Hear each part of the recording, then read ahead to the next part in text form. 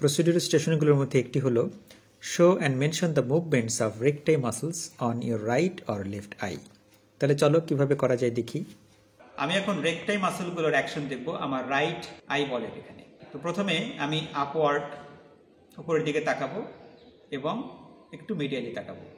এখানে একটা জিনিস মাথায় রাখতে হবে, স্টুডেন্টদেরকে বলি যে নিজের মনে মনে একটা বিন্দু ঠিক করে নিতে হবে, পয়েন্ট ঠিক করে নিতে হবে এবং দুই চোখের কথাই চিন্তা করা যাবে না। তখন শুধুমাত্র রাইট আই নিয়েই চিন্তা করতে হবে, লেফট আই যেখানে খুশি সেখানে যাক, লেফট আই বল।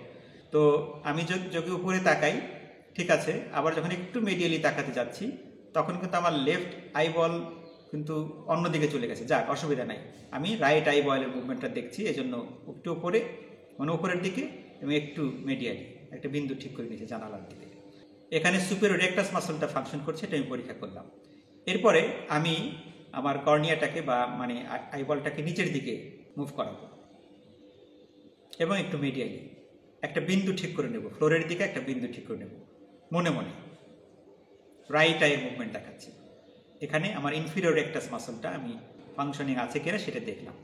এবারে আমি আমার এই কাঁধ বরাবর বাম পাশে কোনো কিছু দেখার চেষ্টা করব। এখানে আমি মিডিয়াল রেকটাস মাসলটা ফাংশনিং আছে কিনা রাইট আইয়ের ক্ষেত্রে, আইবলের ক্ষেত্রে সেটা দেখলাম। এবারে আমি আমার এই কাঁধ বরাবর ডান দিকের কোনো কিছু দেখার চেষ্টা করব। এখানে রাইট আইবলের ক্ষেত্রে ল্যাটারাল রেকটাস মাসলটা ফাংশনিং আছে কিনা সেটা দেখলাম।